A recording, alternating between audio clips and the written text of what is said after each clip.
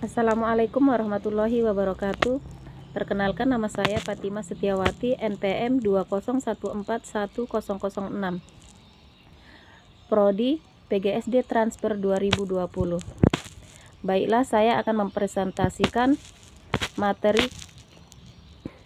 materinya yang berjudul Daur Hidup Hewan, Rantai Makanan, dan Ekosistem. Daur hidup adalah perubahan bentuk hewan mulai dari telur hingga dewasa.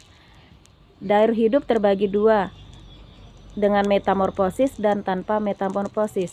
Metamorfosis sendiri ada metamorfosis sempurna dan ada metamorfosis tidak sempurna. Daur hidup tanpa metamorfosis adalah tahapan pertumbuhan pada makhluk hidup dari bayi atau telur hingga dewasa tanpa mengalami perubahan bentuk yang mencolok. Contoh daur hidup tanpa metamorfosis adalah seperti kucing, kambing, itik, ayam, dan lain-lain. Metamorfosis sempurna adalah perubahan bentuk melalui tahapan pupa kecil hingga dewasa. Bentuknya sangat berbeda. Contohnya kupu-kupu, lalat, nyamuk,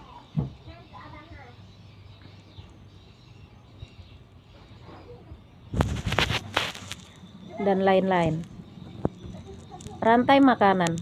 Rantai makanan adalah peristiwa makan dan dimakan antara makhluk hidup dengan urutan tertentu. Dalam rantai makanan, ada makhluk hidup yang berperan sebagai produsen, konsumen, dan dekomposer.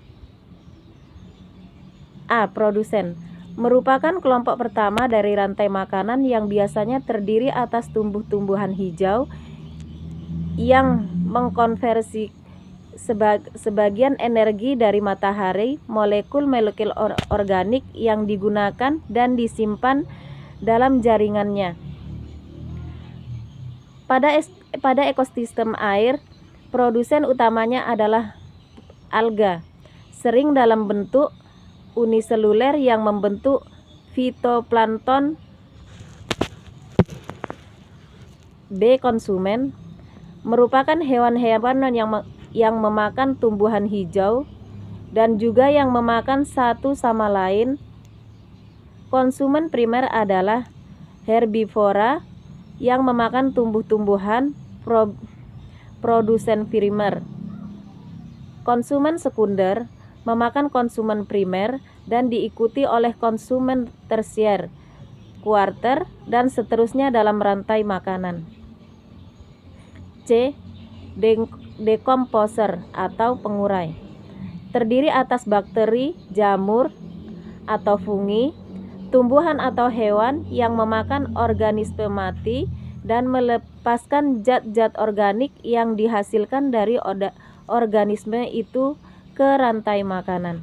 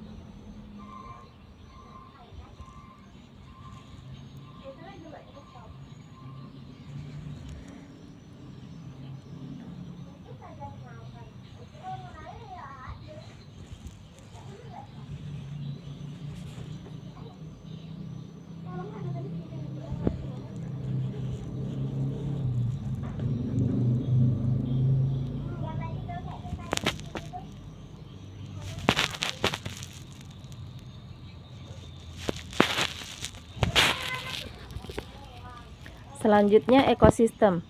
Ekosistem adalah suatu sistem ekologi yang terbentuk oleh hubungan timbal balik tak terpisahkan antara makhluk hidup dengan lingkungannya. Ekosistem bisa dikatakan juga suatu tatanan kesatuan secara utuh dan menyeluruh antara segenap unsur lingkungan hidup yang saling mempengaruhi. Setiap komponen dalam ekosistem memiliki fungsi dan peran sendiri-sendiri. Selama masing-masing mampu berfungsi, maka keteraturan dalam ekosistem akan terjaga. Terjadi suatu keseimbangan. Keseimbangan dalam ekosistem bersifat dinamis, tidak statis, dapat berubah-ubah, baik alamiah maupun buatan manusia. Sekian presentasi saya. Banyak kurangnya saya mohon maaf. Terima kasih. Assalamualaikum warahmatullahi wabarakatuh.